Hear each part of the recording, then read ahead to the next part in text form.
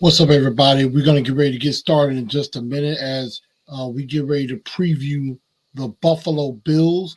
We're going to get ready for this week 2 matchup, and we're going to definitely have some fun. We're definitely going to talk about some things. So make sure y'all share this show out. And we're going to get ready to get started in less than 60 seconds. So we're going to talk Bills. We're going to talk what can the Titans do differently to get a victory. We got some injury news, and also we're going to talk about Kevin Byard's comments as far as the underdog mentality of this football team. So we're going to definitely get ready for that. Again, make sure y'all share this show out. Let everybody know to come on in, and we're definitely going to have a good time. And we are going to get ready to get started. So 60 seconds. Let's get it.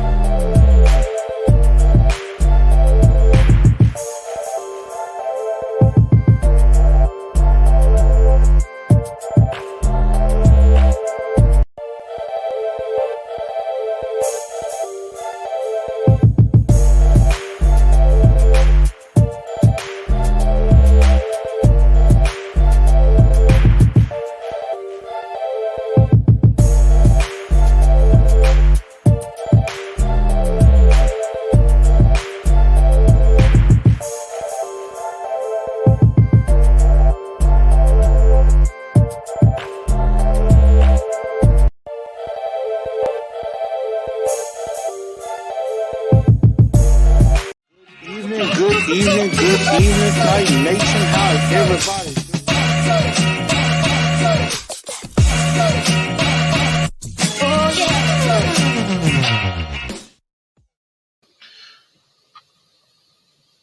What's going on, Titan Nation?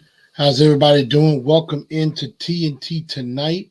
I'm your host, Chris, a.k.a. Blue Enforcer, a.k.a. The Truth. And we're going to have a very fun episode for you on this evening. Definitely make sure y'all share this show out and definitely share it out to everybody, whether it's on Facebook, Instagram, or Twitter. And this show is live in a lot of different rooms, whether it be the AFC South room. We got Titan fans in here. Shout out to Man Hour Radio for having me a part of the network. And we're definitely going to have a very good time talking Titans and Bills. But again, before we do go ahead and get started, we're going to take care of some housework and definitely make sure that y'all share this show out. Go ahead and share it. If you're on Facebook, hit the share button. Share that out to everybody in all of the Titan groups so that way they know what's going on. Share it on your page as well. If it's on Facebook, tag some of your fellow Titan fans that can get in. They can get in with us, and they can join the show as well. Also on Instagram, I am there at Titans_in_truth. And of course, on Twitter, as you see on the ticker at the bottom, at TNT Blue Enforcer. This show is also broadcasting live on Twitter as well. So definitely do that. And if y'all notice the hat and the shirt, I have a different hat, Titans and Truth hat on my head.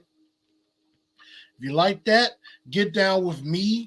Contact me on any of the pages or contact me, Chris A. Newell, personally on Facebook, or you can reach out to Out the Crib Customs. That's at out_the_crib_customs to see about getting a hat just like the one that I have on, just like the one in this graphic. Also, if you want some Titan and Truth t-shirts, definitely reach out to me or to Miss Latoya Akinyemi. You can reach out to her on Instagram at Queen Butterfly Tees. Also, queenbutterflytees@gmail.com if you want one of these shirts as well. There's some nice good looking, comfortable shirts. So definitely you definitely want to get down with the gear. You gotta wear the gear just like me. And so again, make sure y'all smash that like button. And if you haven't subscribed to the show, go ahead and subscribe to the channel. Hit that bell and hit all so that you can get all the notifications for whenever I go live, whether it's TNT Tonight, whether it's the Truth League Report, whether I do my picks or we recap the games from the Sunday that happened, and we'll be doing that on Monday afternoon. We're going to be definitely talking about some of the games that happened on Sunday, and of course, we'll do a quick preview again of this game coming up, Titans and Bills on Monday night. Also, if you are new to the show, also if you don't get to YouTube often or anything like that, you can also, these shows will be downloaded, I would say that very same night or at the very latest, first thing tomorrow. They will be on Spotify, iHeartRadio, Apple Podcasts, and Google Podcasts as well. So if you want to just listen to me and you ain't got to look at my crazy mug, you can just go ahead and download it on those particular platforms, and you too can enjoy TNT Tonight, Titans and Truth right there on those particular platforms. So again, thank everybody for joining me tonight, and we are going to have a very, very good time. So let's get right into some news that has happened. Again, of course, we know we lost 21-20. We're 0-1. Our backs are against the wall, and we're going to see definitely what's going on. I know I had a certain somebody who is already predicting a Bills massacre, so we know that that's going on.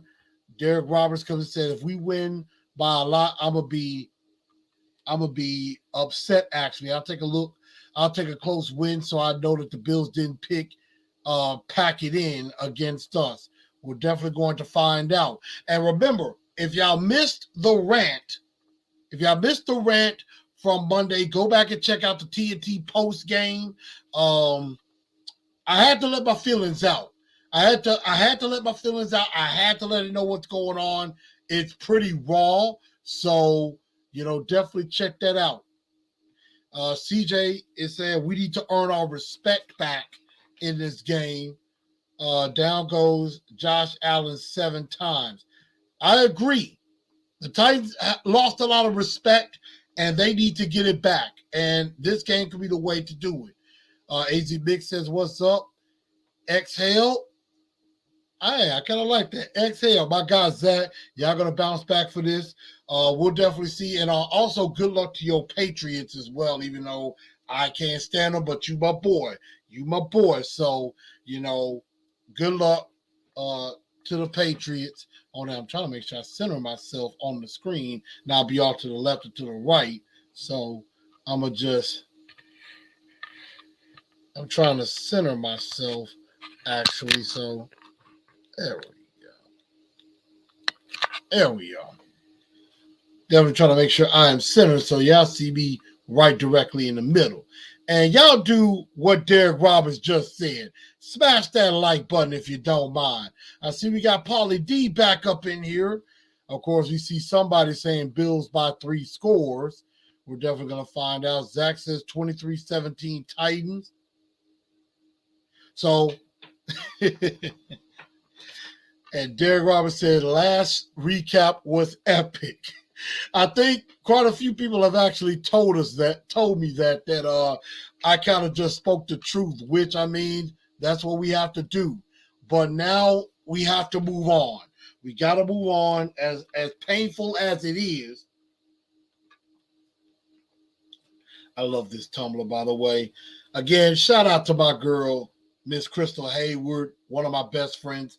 Also to Miss Dolly Cooper for making this. I know sometimes I can be a trip, but I have to thank my people. So, Derek, you asked a good question, and we're definitely going to get to that later on in the show. Since you got picked my brain, that's definitely going to be something of a preview as far as Von Miller is concerned, because, excuse me, he is definitely part of a key to getting a victory. But let's close the book on this game with the Giants. Yes, we lost.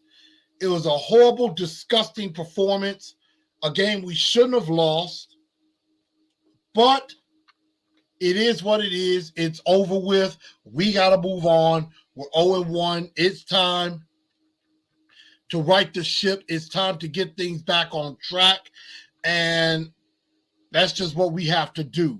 It's no use in crying over spilled milk, and that's, we got to get ourselves together, and we got to get back to being who we are. And so, for example,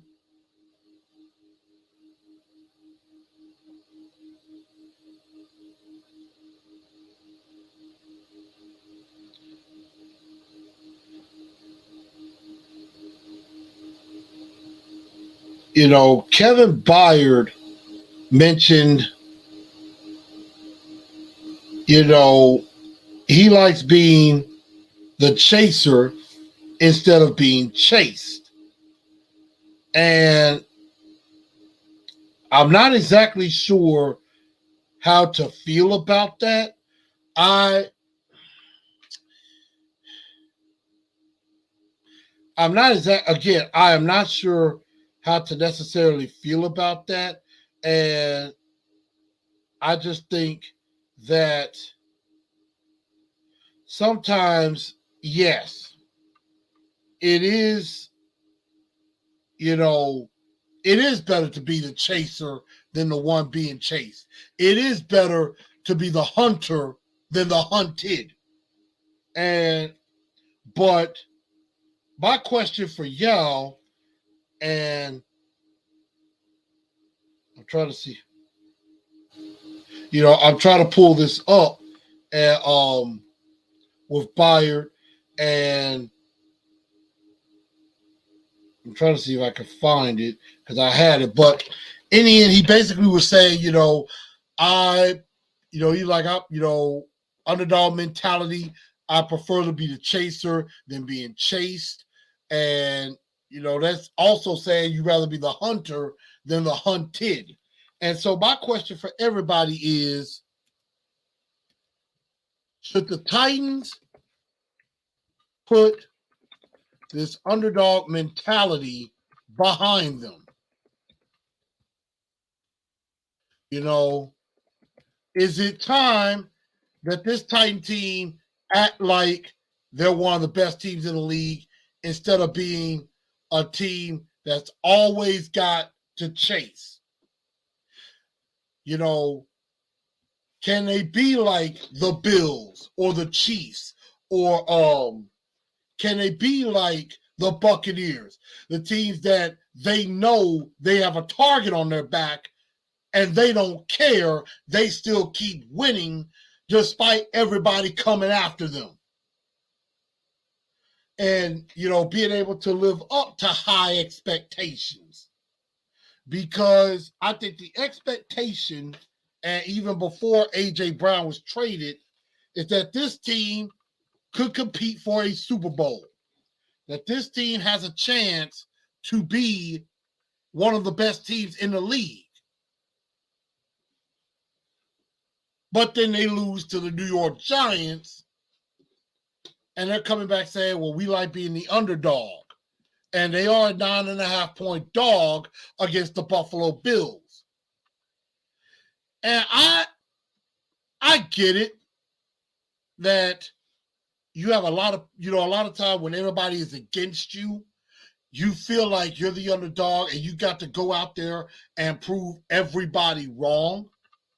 And in the end, I'm good with that. But at the same time, it's almost like a loser mentality. It's like you go out there, you don't act like, hey, we got to go out here and win the game and show the world we're winners. Show the world we're the real deal instead of saying, well, you know what? We're just going to go out there and, if we have a chance to win, we'll go for it. No, you act like a champion. Act like a champion. Act like you've been there before. And you go out there expecting to win. You go out there expecting to win and not expecting like, well, we're the underdog. Nobody expects us to win anyway. You got to go out there thinking you're going to win. Because if you don't think you're going to win, you won't. And that's what happened on Sunday. The Tennessee Titans early on looked like they were playing to win. And then when they got 13-0, they got comfortable. They thought, oh, okay, you know what? We're up 13-0. It's the New York Giants. We should be fine. And when you do that, you start to play not to lose. And when you play not to lose, what usually happens? You lose. Plain and simple. And I get it.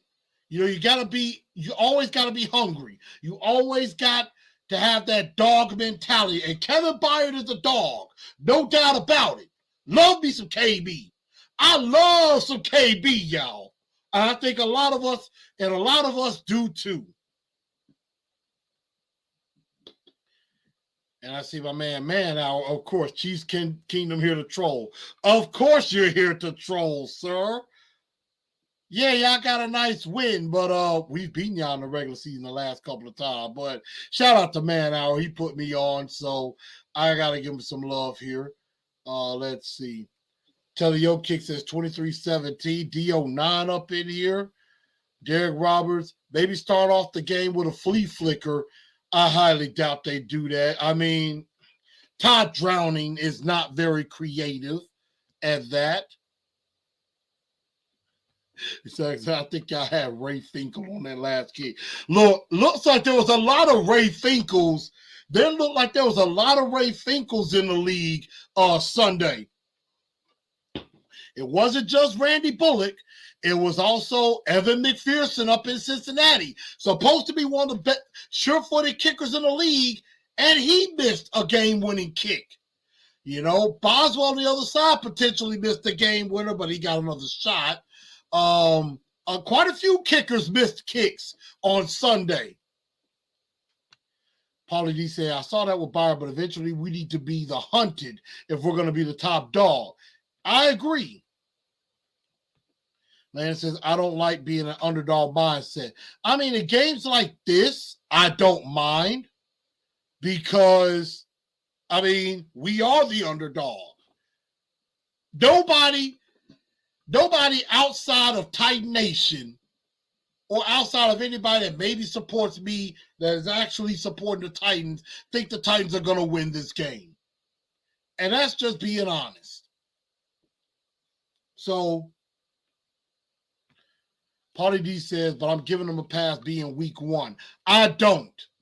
Like your first statement, good teams beat the teams they're supposed to beat. And the Titans were supposed to beat the New York Giants, and they did not. Mark says, the media just says that we're the underdog. We just embrace it and prove ourselves right. You got to prove people wrong and things like that. But at the same time, if you got high expectations to get to the Super Bowl, prove yourselves right to get there. Sean said, we didn't play no starter in preseason. In the preseason, week one was our preseason game. And I know a lot of people think starters shouldn't play in the preseason, but games like week one was the reason why starters should have played a little bit. But I know a lot of people thinking, oh, God, we don't want to have a bad injury happen before the season. Well, injuries happen at any point in time. Harold Landry goes out 2 weeks before the season starts, torn ACL, he's done for the year. Ask the Pittsburgh Steelers Ask the Pittsburgh Steelers, did it matter if T.J. Watt had played in the preseason or not? He has a torn pec, out for the year. Ask the Dallas Cowboys, did it matter? Dak Prescott, probably out the next 6 to 8 weeks. So whether it's in the preseason or not, it really doesn't matter. Party said Downing needs to stop being fancy. Downing just needs to go, period. And I know that there's a petition out there to get Downing fired. And I signed it, so I have signed it too. And they were like the Bucks too. Yep. A lot of kickers missed field goals. Josh was right. If you're trying to be great, no free passes. Melvin said we always lose to it. We always lose a game we shouldn't, and win a game we absolutely shouldn't. This is what Titan teams do. Well, we're going to see. We are going to see. So, underdog mentality for 3 straight years equals losing mentality. And I get it. You know, I get it. The Titans feel like a team that gets absolutely no respect. They were the number 1 seed in the AFC last year, and they felt like they got no respect, although they went and lost that game to Cincinnati, so it might have been warranted. So, they need to get their act together. And they need to stop losing home openers. This is the 2nd straight year they had a home opener at home, week 1, and they lose. So they really need to kind of stop that too.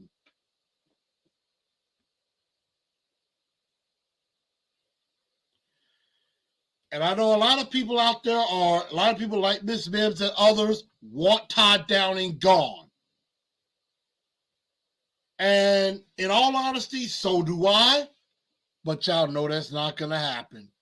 Mike Vrabel, as good of a coach he is a very stubborn and arrogant coach too.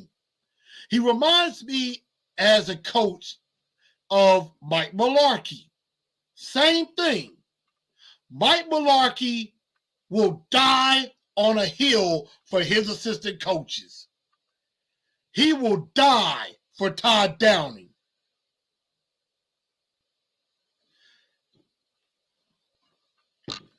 I don't think there's any chance they're going to get rid of Todd Downing somewhere in the season. They will probably ride it out the entire season, then maybe make a change. I mean, they need to make a change. I just don't think Mike Vrabel has the heart to do it. Because, like Mike Mularkey, everybody, including myself, wanted Terry Robiskie gone.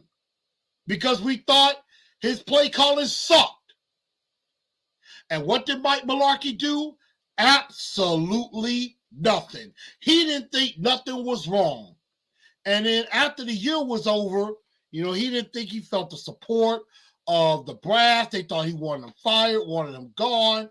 And basically what got Mike Mularkey fired? He died on the hill for Terry Robiskie. They, the brass, John Robinson, they wanted him to go ahead and get a new offensive coordinator. Mike Mularkey said no. So John Robinson fired Mike Mularkey. And I think Vrabel is heading down that same road that could only lead to his demise. If he don't get with the program and understand Todd Downing could cost him his job, if he doesn't think Todd Downing can't cost him his job, you got another thing coming. John Robinson fired a coach that got them to the divisional round of the playoffs with a winning record, and he fired him because he wouldn't get an offensive coordinator. I understand Mike Vrabel and J-Rob are boys. They are like this. But J-Rob will basically say, I think J-Rob will be smart enough of a businessman to know, hey, I know we friends and all, but you ain't finna cost me my job. Because if J-Rob doesn't do something at that point, then Amy Adams Struggle will be looking like, do I need to get rid of all of y'all and start over, get me a new GM and a new head coach? So Mike Vrabel better get with the program and understand, look, you got to look out for number one. You got to look out for yourself. Don't go dying on the hill for your assistant coaches because they will get you fired. Dying on the hill for somebody else will get you killed. Plain and simple. Because that's what happened to Mike Malarkey. And if Mike Vrabel keep acting like that, that's going to happen to him. Donzel86 says, haven't won a home opener since 2010. Right. Paulie D says, I won't be shocked when we win on Monday night. We're definitely going to see about that. Power Hour, what's up, man? He said, let's be honest, Tim Kelly's here for a reason. Biggest question is, what degree of upcoming bad game will it take to fire Downing? That is an excellent question. What does it take? P. Sharp, my guy, coming in and said, we would never go from good to great with underdog mentality. Marjo said, yep, definitely missed the call. I agree. Burks, they should have threw the flag on that.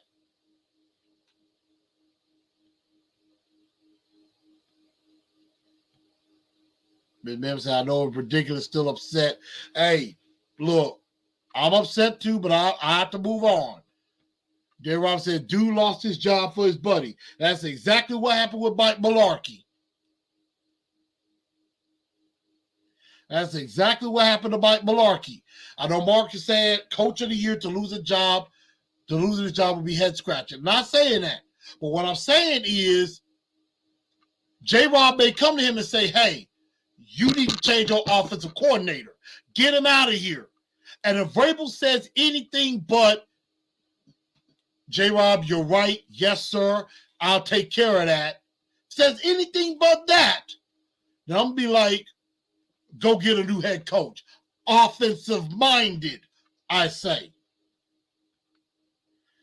Zach says Downing better make some adjustments on calling the offense. And I think that's another problem. In-game adjustments were not there.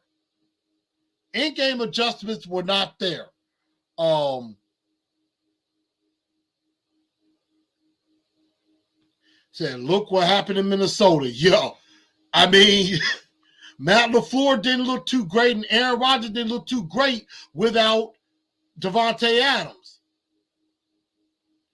Sherrod Butler says Tom Brady has an underdog mindset. As much as I hate Golden Boy got 7 Super Bowl rings. He doesn't come on acting like underdog mentality. He acts like a winner. As much as I can't stand him, he acts like a winner. Tim Kelly is trash. Well, I don't understand where all the hype is around. Tim Kelly was offensive coordinator when Deshaun Watson was there. And last time I checked, Deshaun Watson was pretty good. They just had, but then at the same time, you know, he wasn't really calling the plays. That was what was his name? Bill O'Brien, the guy that got fired. Marto says Tom Brady has a cheater's mentality. So that's basically what I'm thinking on that. But we're going to keep on moving on. And now, everybody, let's go ahead and get to the two-tone blue star of the game. Who did y'all think was the star of this game against the Giants? It wasn't too many guys to go with, but there are a few. I mean, you could go with Kyle Phillips, even though he fumbled. You could maybe go with the defensive line. Big Jeff, Rashad each had 2 sacks, but then the defense kind of got tired, excuse me, and got beat late. It's not too many nominees you could go with, but there are a few. So who did y'all think was the two-tone blue star of the game? And let's see, I know we got Derek Roberts going with Tannehill. And hey, Tannehill wasn't bad. Mark Jones going with Dontrell Hilliard. And that is a very good choice. He did have 2 touchdown catches. 2019, Texas was solid, but they never had a top 10 offense. I see what you're saying, Landon, with that. Let's see. My girl Chandra, what's up, girl? She says Big Jeff. Let's see. Landon says Big Jeff, and he better get paid. You got that right, because there was a certain former Titan who looked pretty darn good on Sunday, and it just brought back good memories, wishing that J-Rob and the Titans had listened to me and paid that man. They should have paid A.J. Brown. He had 10 catches, 155 for the Eagles, and I talked quite a bit about him in the Truth League report recapping week 1. Y'all should go back and check that out. He was one of my top ballers. This A.J. Brown was one of the biggest mistakes we ever made. Should have never traded A.J. Brown. Would have been nice. Now, I don't know if Burks would have been on this team if A.J. Brown is still here, because we don't know if Burks makes it to 26. But if he did, it would have been a nice 3-headed monster with Burks, Brown, Woods. Weaver had 2 sacks. Paulie D says, there is no star when you lose. And in a lot of ways, he is correct. Really isn't. But a lot of people say AJ forced his way out. He didn't want to be here. No, I'm going to disagree with that. I mean, I think AJ did kind of force his way out, but the Titans didn't exactly fight hard to keep him. I mean, come on. What big-time wide receiver isn't a diva? What wide receiver is not a diva? What big-time wide receiver don't want to get paid? And you got to think the agent has something to do with that too. He want a big percentage. So the fact of the matter is this. And Derek, thank you very much for the super chat. Don't bring up A.J. Brown. It hurts too much. Hey, it still hurts me too. Truth hurts. It hurts me too. So, I mean, AJ should still be here. And J-Rob dropped the ball. Now, AJ didn't exactly help the situation, but I'm like, I don't care what I have to do. I'm working it out to where AJ gets what he wants and he gets paid and we move on. That's what I would have done if that's me. And deep down inside, a lot of y'all feel the exact same way I do. Y'all would have paid him too. Tell me I'm wrong. Tell me I'm wrong. Hold me accountable if I'm wrong. But would y'all have paid AJ too? I guarantee you, 95% of y'all would agree with me and be like, I would have paid AJ too. You darn right you would have paid him. There's no ifs, ands, or buts about it. AJ was our best offensive weapon. And on A to Z Sports, they were talking about that. Who in the world is our best offensive weapon besides Derrick Henry? Who is our best offensive weapon not named Derrick Henry? We don't know. We don't know. Mark said we had to trade him, or we should have gotten, or we would have gotten nothing. He was already in Philly with Jalen Hurts, not negotiating with T. Doesn't matter. You didn't have to trade him. You still had him on the roster for this next year. Now, he probably would have tried to sit out, but you still work the negotiating table. You bring him back into the fold, and you get the deal done. It's not that hard. I mean, yeah, getting the money together would be difficult, but you do what you got to do to keep your best players.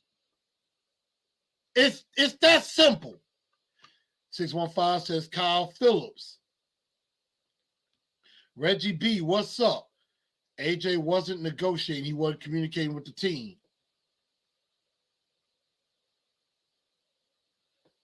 See, D09 is with me. I know Mark Jones is saying no.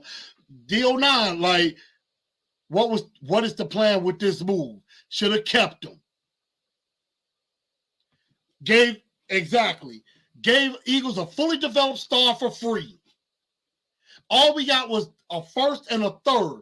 And I'm thinking like this. If you're going to trade AJ, I would have asked for a hell of a lot more.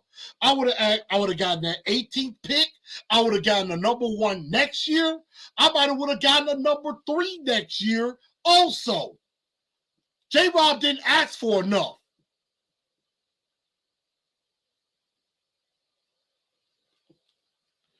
Now, Quan brings up a good point. If it's between him or Big Jeff, who would you choose? Because we still got to pay Big Jeff. I think that had a lot to do with it. And I get it because they paid, you paid Harold Landry. And even though he's out for the year, he deserved the contract at the time. He did deserve the contract at the time. And yes, offense sells tickets, defense wins championships. A lot of people will say you can find a wide receiver who can come in and produce. But you're not finding anybody of A.J. Brown's caliber. And a lot of people think Treylon Burks is the next A.J. Brown, but we have yet to see it because they didn't throw him the ball enough.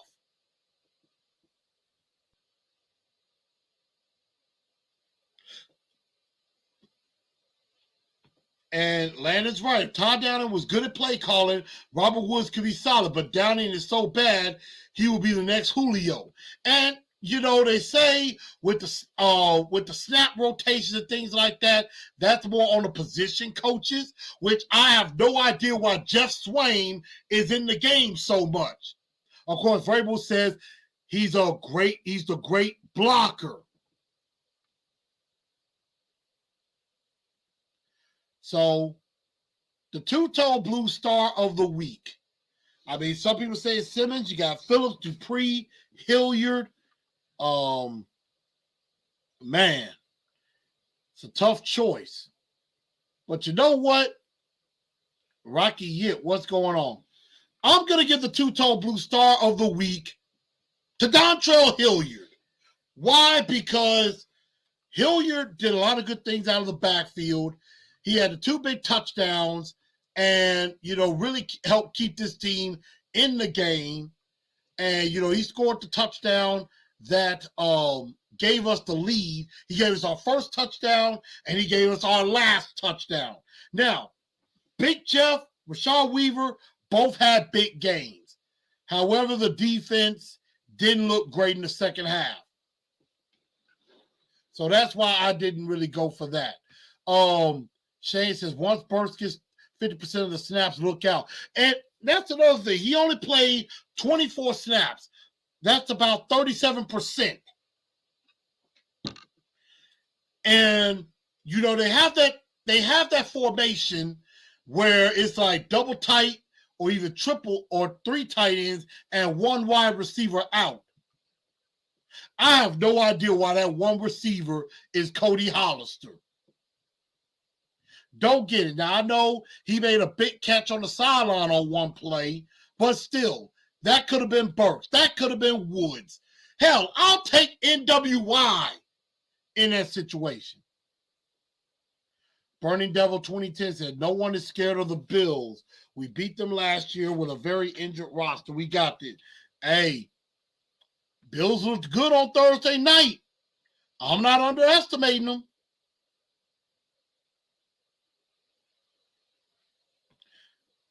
AJ care about till you want to be winding down a little bit in free agency. We couldn't play ball with them. And they should have. And yeah, Julio didn't do too bad with the Bucks. So this sounds like a coaching problem. This sounds like a Todd Downing problem. This sounds like a Mike Vrabel problem.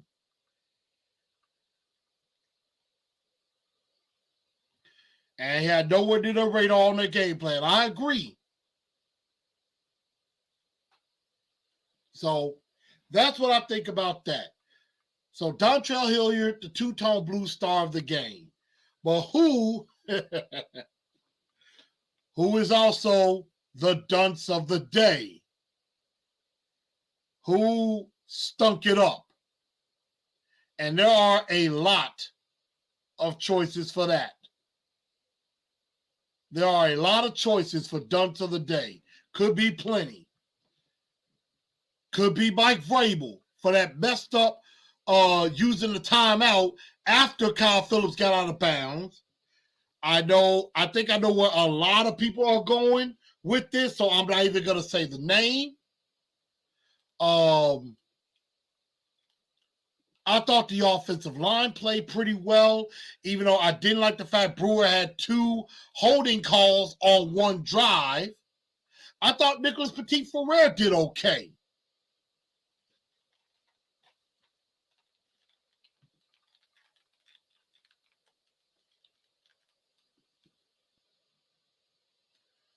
So let's see.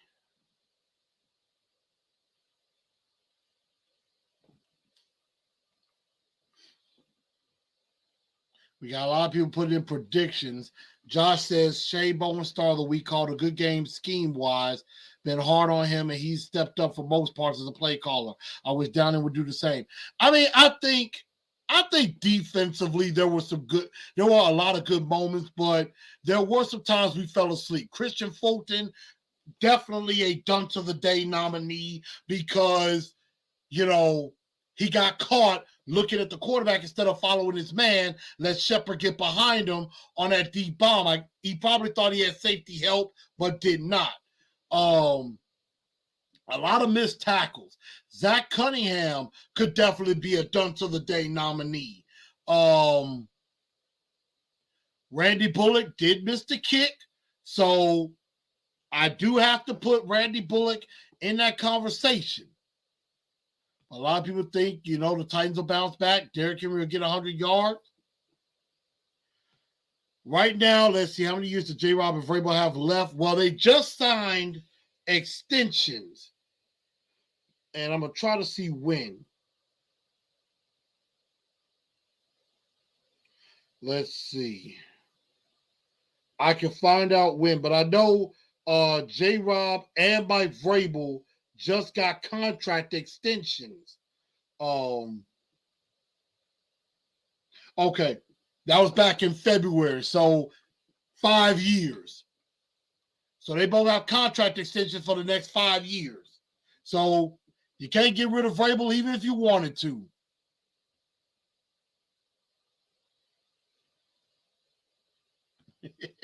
We'll never forgive Tannehill for that playoff loss, but Downey has made Tannehill so much worse. And I agree. Can't blame Tannehill for this game. Mark Jones says, run defense, Randy Bullock. Chandra says, Randy Bullock. Shane says, Mike Vrabel. He's ultimately the head coach. Terrible time management at the end. CJ all of a sudden is 3rd and 1. I agree. And there were 2 3rd and 1s that were kind of questionable. One was when they set up the King Cat. And I'm not really mad about that one because we know that's worked many, many times. And you're giving the ball to Derrick Henry to get 1 yard. The only problem with that was he dropped the snap. Now, the 3rd and 1 to Chig on the tight end sweep was a dumb call.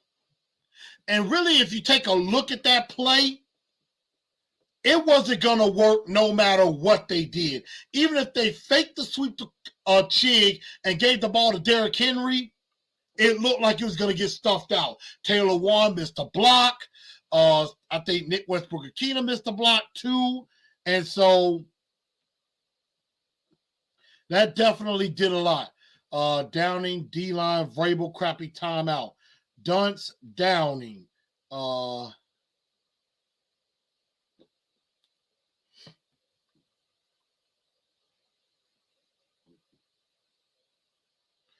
As Shane says, if Petit-Frere does good against the Bills, I'm excited for him. And that's going to be it because This offensive line in pass protection, I think, held up very well, but they're about to go against a lot better pass rushes. Starting on Monday night, you got Ed Oliver, you got Von Miller, all of those guys. Taylor Warren's got his work cut out for him. Don't be surprised if they don't move Von Miller to the other side to try to go after Petit Ferrer. So, Marjo, giving up 200 yards isn't good in any universe. I think O-line run blocking is going to hurt us going forward. Saffold and Quesenberry knew the assignment. O-line continuity is key, might take a while. And that's true. D09 says, got to be Downing. Jerome Boger, the booger. I wasn't going to mention his name either. But definitely Booger. So let's see. Zach, we're never going back to Jeff Fisher again. I'm sorry, dog. Ain't gonna happen. And Zach, we're probably going to be complaining about our dunce of the day probably all year. This is probably going to be a recurring theme. The dunce of the day has got to be Todd Downing because he sucks. Plain and simple. Now, Randy Bullock does deserve an honorable mention because he did miss a kick he should have made, because I believe it was from 47, and he made a 46-yarder earlier in the game. So I can give him that. Vrabel definitely deserves a mention for dunce of the day because, I mean, there are times during the game where Vrabel just seemed like he has no idea what he's doing when he should. So, like I said, there's a petition out for Downing to be fired, but I don't know if that petition is going to matter because Vrabel ultimately makes the decision, and I just don't think Vrabel has the balls to do it during the season. Now, I think it was the same situation with Shane Bowen where Jim Schwartz was right there, looking over his back, and that might have helped.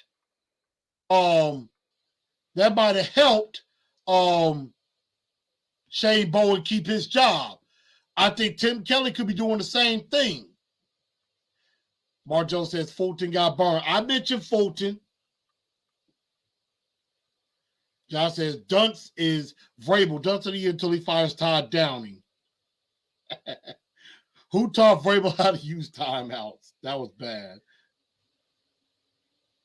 If the end around works, how many people are upset about it? Yes, and that is usually true. Most of the time, if a play works, nobody's mad about it. When a play doesn't work, everybody's mad about it. Chandra is absolutely right. We have been through this before. We've been through the kicker carousel before, and we don't need to go back. So right now, I think we do continue to trust Randy Bullock. And remember, y'all, the kid from Iowa, Chad Shudak, I think he could have beaten Bullock out had he had an opportunity and wasn't hurt. Remember, they did not cut him. He is right now, I believe, on PUP.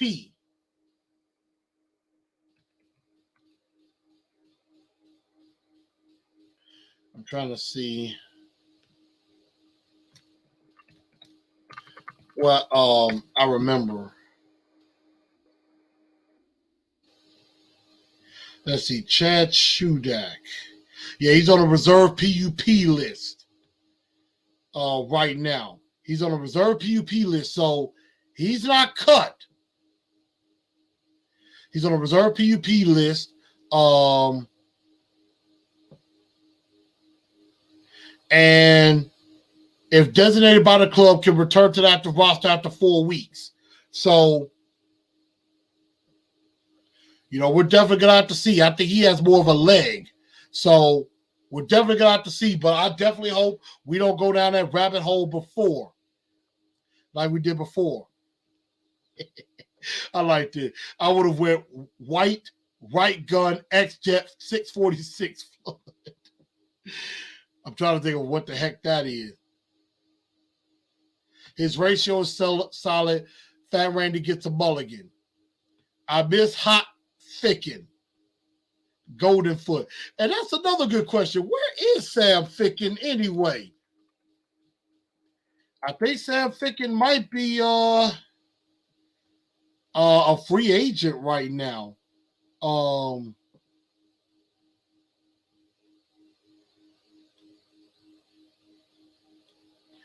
Right now, I do not think Sam Ficken is on a team right now. So, yeah, right now, Sam Ficken is not on a team right now. So, that could be somebody they go back to if they decide to go that direction. But we're going to go ahead and keep going. I know I like a lot of y'all comments and stuff, but two-tone, the dunce of the day, Todd Drowning. But let's keep going now.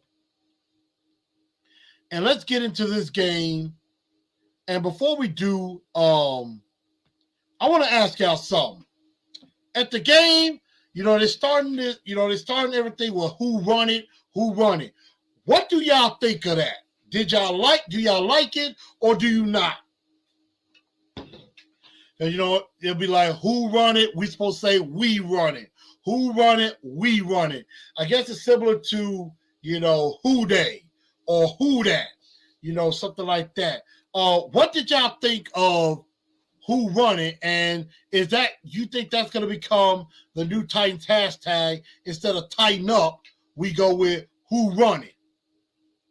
All in all, I don't think it's too bad of an idea. Like, who run it? We run it.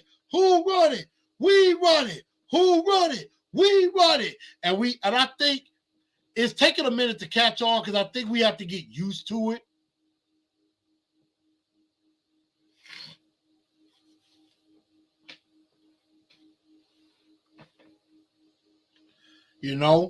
Quan says the chant back is whack because I think a lot of fans should kind of be into that. They have to be into that. They're winning it. It's going to be like, who won it? We run it. But if we're behind, I don't know if everybody's going to really be going for that. Like it, the king run it. C-Dub says, I like it. CJ says, fire, 3-6 Mafia. Love it. I'm a 3-6 fan. Hey, just like me. Tice should adopt whoop that trick from the Grizz. Now, I don't know if they're going to get that one from the Grizz because whoop that trick here in Memphis is something special. That much is a fact. We don't run nothing. They need to win first. That is a very, very true statement indeed. That is a very true statement. Till we win, we ain't running nothing.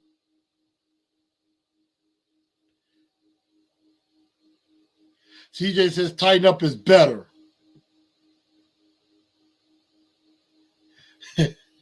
Oh my God. Somebody said the hillbillies and the offbeaters are going to ruin. Right.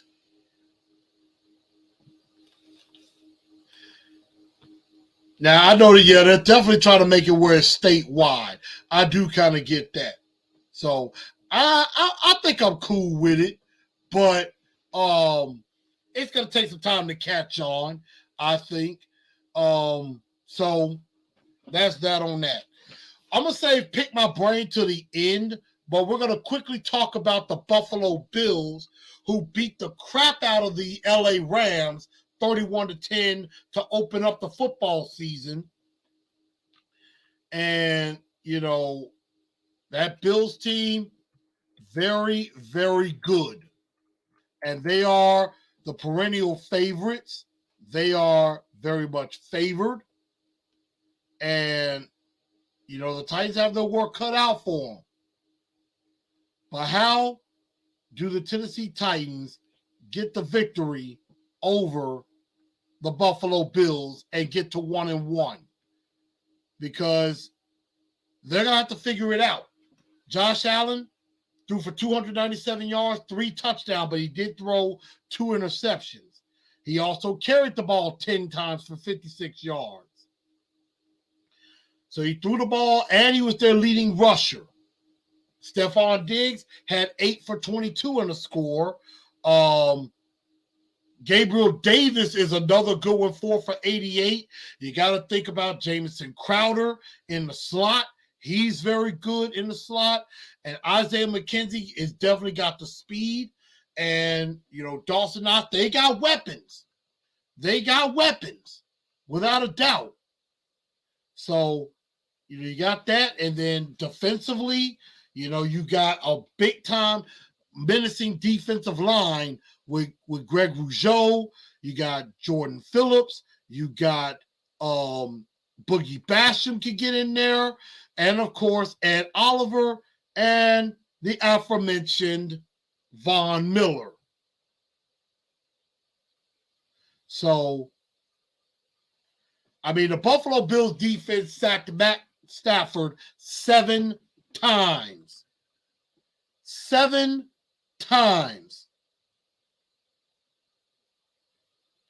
The Rams only got 2 sacks. But the Rams got 7. They got plenty of depth on the defensive line, and they can come in waves. From Miller to Rougeau to Phillips to Basham, AJ Epinesa, Ed Oliver. They got plenty of defensive linemen that can be very, very effective. So, the question is, the Blue Enforcer 4 points to victory. How in the world do the Tennessee Titans defeat the Buffalo Bills? And I know we got a lot of comments in here. It's been a long time since we won a game. I just want to see them win something. Then we could talk about who won it. I agree. And what is with spreading Henry as a wideout? Beats the heck out of me. Beats the heck out of me. Josh says, hit that like button. Hit it up. Tighten up. Derrick Henry will be throwing bills like he's at the strip club. We hope so. We definitely hope so. And I see where he got that playoff from. And, Zach said they're going to want revenge. And that's true. Buffalo's going to want revenge because they thought they should have won it last year. Mark Jones says, hit them in the mouth, be more physical, and they will fold. Let's see. Have to be successful in running the ball. The Bills are not the Giants when it comes to pass rush. The Bills have a better pass rush.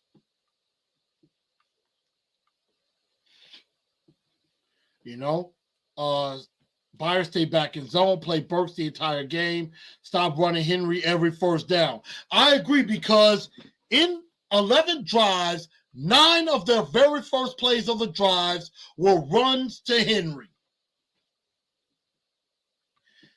Marjo said need secure, no muff punts. And that's true. Landon says, got to get out to Josh Allen, I guess. No turnovers, run the ball, contain Josh Allen, be more physical. And Mark Jones led me to point number 1. Well, actually, one of my second points. Point number 1, don't let Stephon Diggs take over. You cannot allow Stephon Diggs to take the game over. Make sure y'all smash that like button and subscribe if you haven't already. You can't let Diggs take over the game. He exposed Jalen Ramsey. Jalen Ramsey got his tail whooped all over the field. So, but you can't let Diggs take over. He had 8 for 122 on 9 targets. Very sure-handed. And you got to also be careful with the other weapons. If you may be able to contain Diggs, but then you also got to worry about Gabriel Davis on the other side. You got to make sure Crowder in the middle in the slot. And I think our corners are good enough collectively that they can have a good game passing wise. I think besides that long ball that was given up by Fulton, I thought the Titans did a very good job against the receivers of New York, even though they really didn't have any receivers. I mean, they didn't play Kadarius Toney very much. And Wan'Dale Robinson went down with an injury. And then Richie James, had 5 catches, but, just wasn't anything special. So you definitely got to make sure that Stephon Diggs does not take the game over. And Zarice, you're right. That is much easier said than done. And I am not saying this is going to be an easy job. It is not.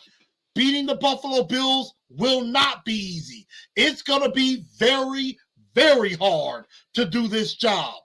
But the Titans are going to have to find a way to do it. We have to get back to playing Titan ball, dictate the flow of the game, jump on them quick. You're going to have to. And that leads to point number 2. You got to keep Josh Allen in the pocket. Keep him in the pocket. Keep him contained. He can extend plays. He is way better extending plays with his legs than Daniel Jones. So you definitely got to watch out for his legs. He's a dangerous weapon. He is their leading rusher. The Bills, to me, really don't have much of a running game. Yeah, they have Devin Singletary and Zach Moss, but they really don't have much of a running game. Josh Allen is their running game, and he uses that to help in the passing game. He extends plays very well, and he can extend it to where a guy gets open or he picks up extra yards. So the Titans are going to have to be disciplined in all facets, in knowing where your holes are and making sure to cut off cutback lanes, and also to watch out for bootlegs. So you got to be mindful of that. And for the Titans to do this, they're going to have to attack 2 former Titans, Roger Saffold and David Quesenberry. You got to attack them. And that's going to be a very key matchup. Roger Saffold versus Big Jeff. That's going to be a war. And I like Big Jeff in that matchup. And we know there's going to be a time where Roger Saffold is going to have to exit the game maybe once or twice out of the game. But you're going to have to go after him.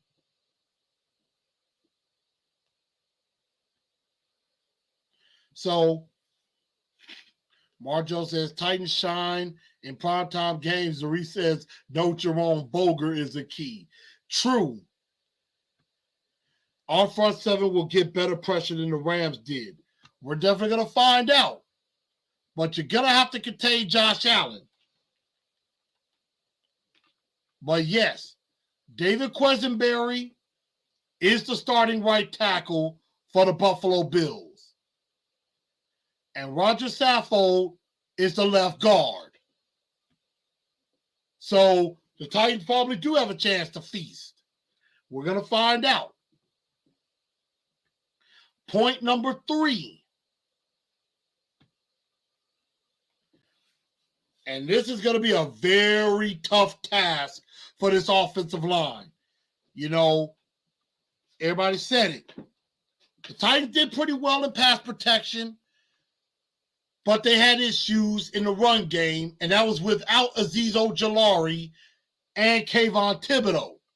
Now, the Giants' defensive line still had Leonard Williams, who I absolutely love.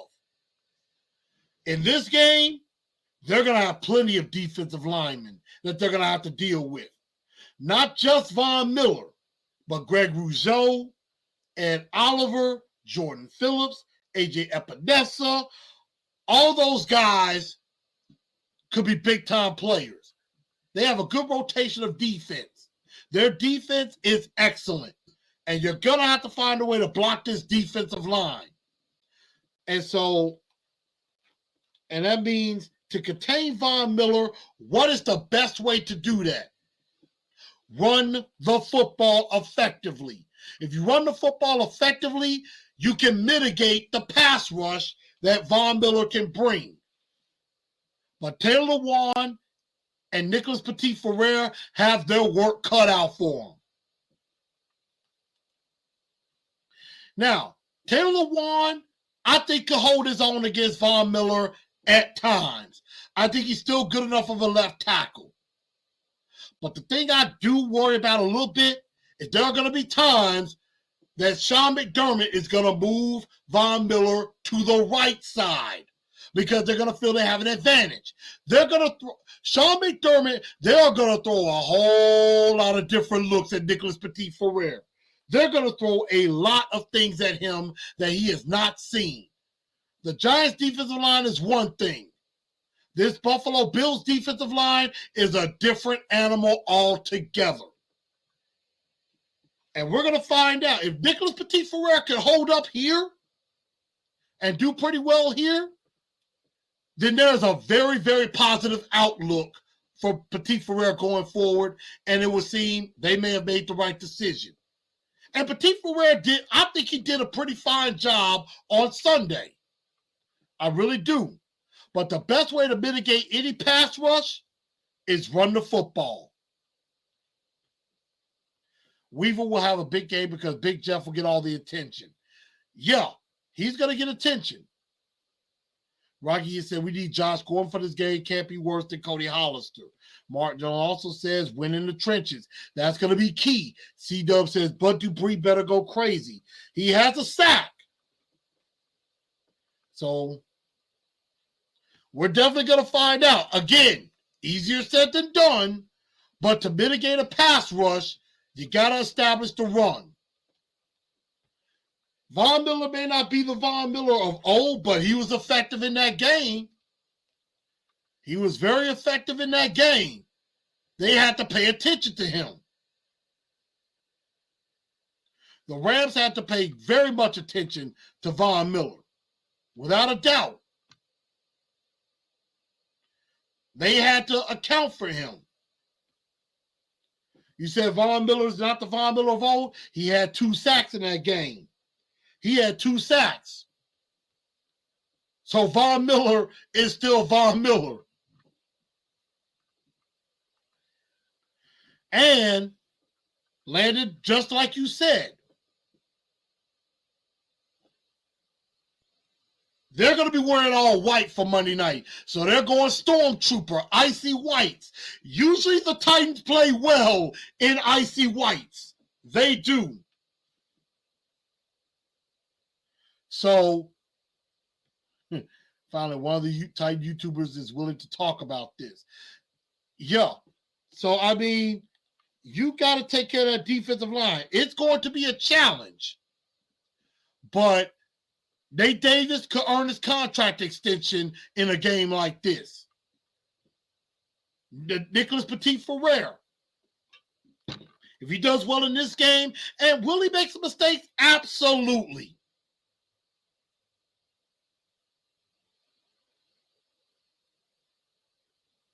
The man said, I don't think I can watch her blood pressure go up. I mean, hey, everybody take your blood pressure medications. Take your blood pressure medication.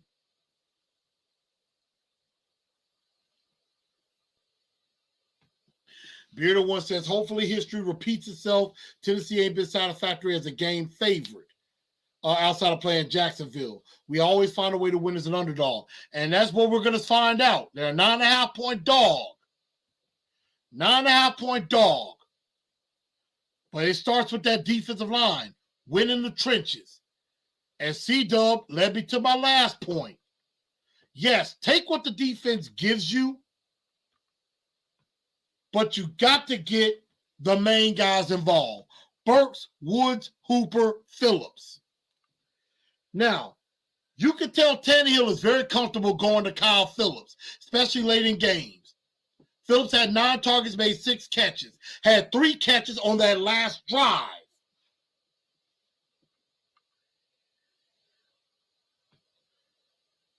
And Landon agree with me. Yeah, Von Miller is still Von Miller.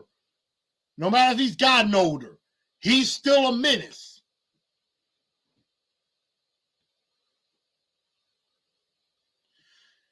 And Petit Ferrer, he didn't look too bad. He did not look too bad. I think there's still some work to be done. He did have a false start, but other than that, that was his only penalty of the game. He didn't have any holding calls or nothing. I think generally the offensive line did pretty well. Aaron Brewer, again, had a couple of holding calls, on one drive. But other than that, Petit Ferrer had a false start early in the game, and then Taylor Wan had a false start on the last drive. But other than that, I don't think Petit Ferrer was too bad.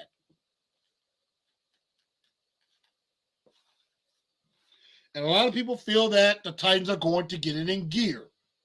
I hope Henry Goat gets going in this game. They're going to have to. But I also agree with a lot of you. They need to stop being predictable running the ball on first down. On first down, they need to come out with a little play action or come out passing the ball a little bit. And see, and Mark, you're right. Maybe they don't run the ball as effectively, and they go to. Now, I will say the one thing about Matt Stafford that's different from what Ryan Tannehill has done. I know a lot of this is play calling. Matt Stafford looks for his guys. He looks for Cooper Kupp first. Cooper Kupp, how many targets? Josh Allen, same thing. Stephon Diggs, 9 targets, 8 catches. That's the most on the team. Cooper Kupp, 15 targets, 13 catches. Now, the tight end Tyler Higbee had 11 targets, but only caught 5. But you notice the big-time players are the ones that are getting all the targets. Sometimes you can't be worried about spreading the ball around to everybody. You just need to get the ball to your best guy. Get the ball to your best guy. Sometimes it is okay to be a little selfish. Sometimes it is okay to say, you know what? In this drive, I'm going to Traylon Burks. I'm going to Burks first. Or I'm going to Woods in this drive. Or I'm going to Hooper. Because where was Hooper? Half the time I'm wondering, why is he not on the field, but they keep putting Jeff Swaim in the game? That definitely confused me.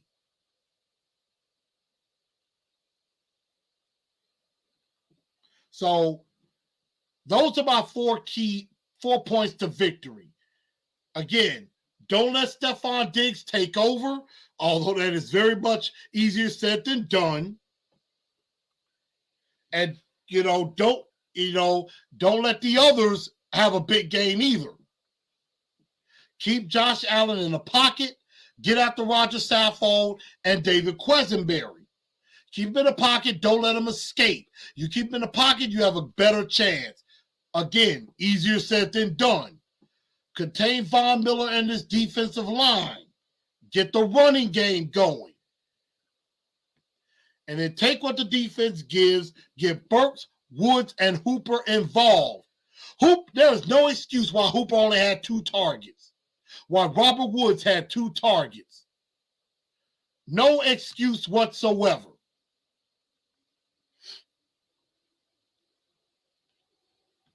And I'm just pulling up, looking at the targets. You notice, Kyle Phillips, 9 targets. Burks, 5 targets. If Phillips has 9, Jeff Swaim got 4 targets. All those targets could have went other places. Hooper could have gotten a target, an extra target or 2. The 1 target that went to Hollister could have went to Burks or could have went to Woods. So spread your targets around, but get your main players involved. So that's kind of what I think. But now it's time for the moment of truth. Who wins?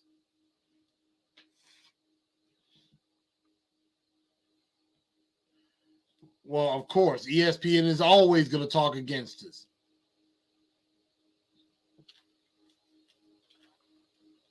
So let's see. Need to bring the offense to the new century. I agree. They only ran Henry on first down. When it's 2nd and 5 or 3rd and short, we don't give him the ball. Doesn't make sense. I agree. And I agree, Henry wasn't bad, but, you know, you were expecting like 100 yards or so, and we didn't get it. Let's see. Bearded One says, I didn't see no Chigakonkwo or Hooper getting looked. I had a big question over my head every time Swain caught a pass. I agree. I mean, it's like they love Jeff Swain so much. I don't understand the infatuation. I don't. C-Dub says, Zach Cunningham needs to step up. We watching the game. He didn't look good at all.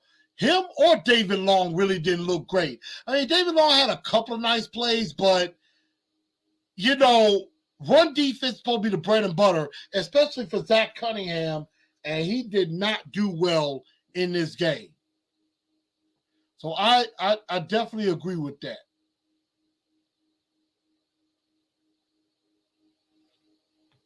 And we are built different. So here we go, everybody. Who wins? Tanny will build chemistry through the season. We have youth at big positions, but we have the right coach and mindset to grow into great. We are already good. Well, we weren't good on Sunday. Yeah. Cody Hollister got a big pass. I wasn't expecting that. I didn't even know why he was on the field. Mark Jones says Titans win convincingly. Let's see. Chandra says Titans win by 1. Mark says, not how you start, it's how you finish. Is there any chance they were being vanilla on purpose with the offense, given the matchup, and that the Bills are next? I mean, look, it counts now. It doesn't matter. I mean, you run your offense. It doesn't matter if the Bills see it on film. At the end of the day, they still got to stop it. They still got to stop it, even if they know what's coming. It doesn't matter if they know what's coming or not. They got to stop it. Plain and simple. So that's what I think. Last year we lost way worse to Arizona, and we fought without Henry half the year to get the number 1 seed. It's not going to be as easy this time. C-Dub says, I'm biased 27-24 Titans. Knowing the Titans, they'll probably win this one. All right. Well, here's my moment of truth.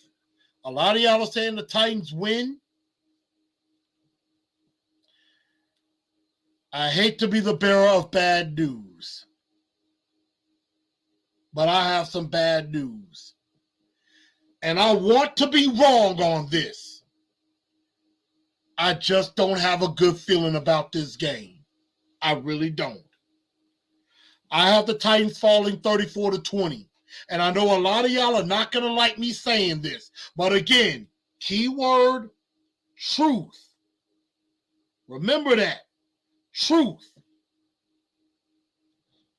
I don't know how offensively we're going to keep up with Buffalo. I mean, yes, this could be the other half of the Vrabel special. We saw one half of it last week when we lost to the Giants, and then we come right back and beat the Bills. So after that Giants game, I just don't have a good feeling, especially with how good Buffalo looked on Thursday night. And they have 10 days to prepare for us. They have 10 days to prepare. We only have 6 days. Not counting Tuesday, and they didn't practice today. They're practicing tomorrow, Friday, Saturday. Sunday, they're going to Buffalo. So they would have only practiced for 3 days, but they had 6 days to prepare. And Monday, Tuesday, Wednesday, Thursday, Friday, Saturday, 6 days. Buffalo has had 9 days to prepare for us. So, you know, The truth of the matter is, I just don't have a good feeling about this. I pray to God I'm wrong. I will be glad on Monday night to say, you know what? I was wrong. I'm happy to be wrong. Titans got it done. But I don't have a good feeling about this one. I don't. Mark Joe says Titans blow out Buffalo. I don't know, y'all. And they're like, Buffalo has had this circled all offseason. They're starving to play us. I agree. C-Dub says, you're keeping it real. Can't disagree with you. Can't disagree with your takes until the Titans prove us wrong. And I hope they do. I hope they do. We always lose the games we should win. New York Giants was a win. Was a game we were supposed to win and we lost. True. Buckeye DK says 28-20. We're 0-2. And I think 0-2 could be in the face. Ken Moore, what's up, Ken? What's up, my guy? Says it's a week-to-week league. You never know. And that is very true. It is a week-to-week league.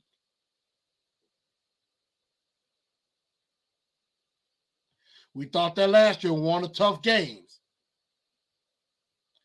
He said, I like your take. I disagree. They play up to the competition. And that's fine. I understand if you disagree with me. I'm perfectly good with that. I'm good. That's why we have this show. That's why we have the back and forth. Because there are going to be times I'm going to say something that y'all are not going to disagree with, that y'all are not going to agree with me about.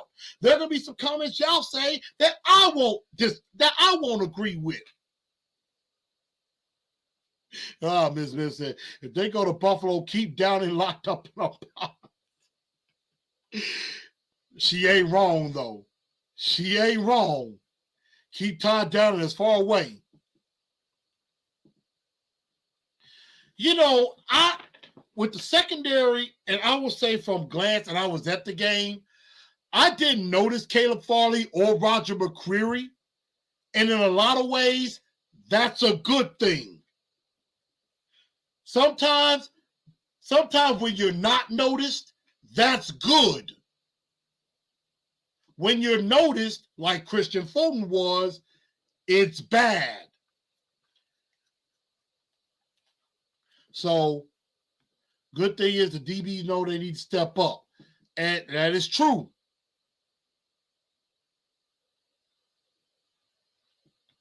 Bills Mafia is crazy. Yep. Bills Mafia is crazy. And the Bills have no running game. They usually don't. But we have to be ready for that. And a lot of people mentioning, hey, they didn't practice 2 years ago and they blew them out. Why was Henry and Hilliard on the bench during the last drive? Good question. And I think it was because they were kind of like, you know what? We're in a passing situation. We got to get the ball down the field quick with 1:06 to go. They were running a 2-minute offense. I mean, Hilliard probably should have been on the field a little bit more on that. I know they ran a lot of shotgun, maybe no back, empty backfield a lot. That question, your guess is as good as mine, Ken. Again, play calling. I would have at least had Hilliard in there or Hassan Haskins because Hassan Haskins is pretty good in pass protection.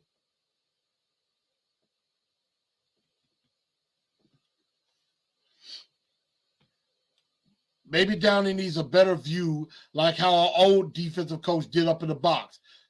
I don't know if that's going to help him very much, but he might need to be up in the box and see everything. But that's just how I got it. 34-20. I think the Titans fall to 0-2. I pray to God I'm wrong. And I want to be wrong. I really do.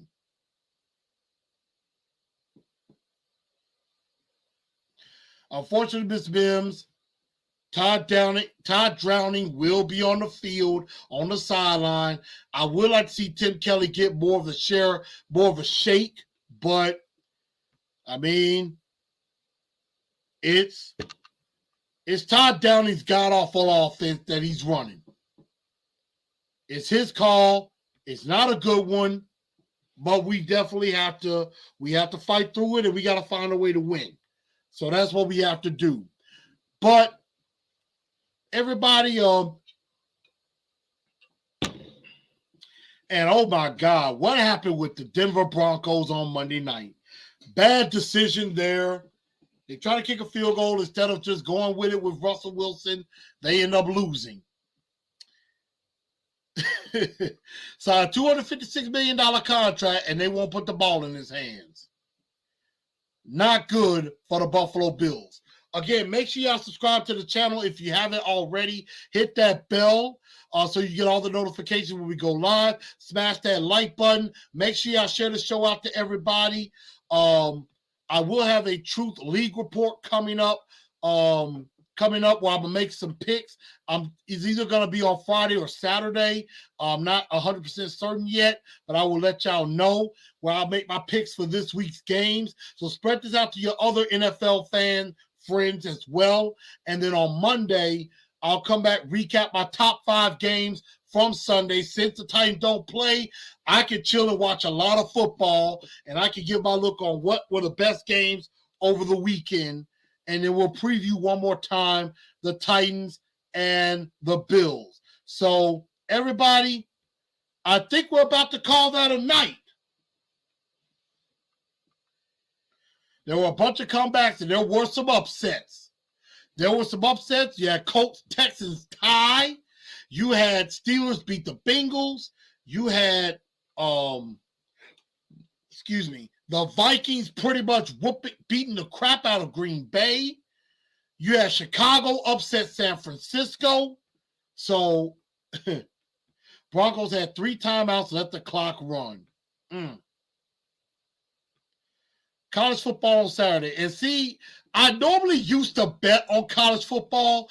I may do a small bet, maybe a bet on a game or two, but I think I'm getting to the point where I may bet single games only and kind of put it together.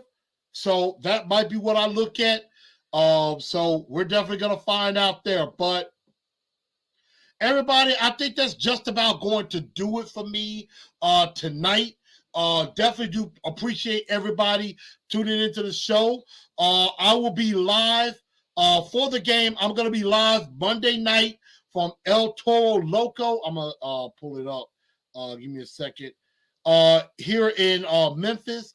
I will be live doing the watch party as the game happens and my reactions as the game goes on. Titans, Bills, in Buffalo. I will be at El Toro Loco, Mexican restaurant off of Kirby Parkway here in Memphis. So if you're here in Memphis, or if you're actually visiting the city at any point, come on over to El Toro Loco Monday night if you happen to be there and join us. P Shark, come join us for that. You know, maybe we do this thing together or anything like that. So come on over if you're willing. And I'm definitely going to probably have a little Mexican food and things like that. So I'm definitely going to, have some fun with that. But everybody, thank y'all for tuning in to TNT tonight. Hopefully I'm wrong on my prediction. And I will see all of y'all for the Truth League report this weekend. And also for Monday night, Titans, Bills. Thank you, Bearded One. You have a good night. Miss Mims, you do the same. Thank y'all for tuning in. Y'all have a good night. And let's tighten up. Who run it? We run it. Tighten up, because that's all we know how to do. Good night, y'all.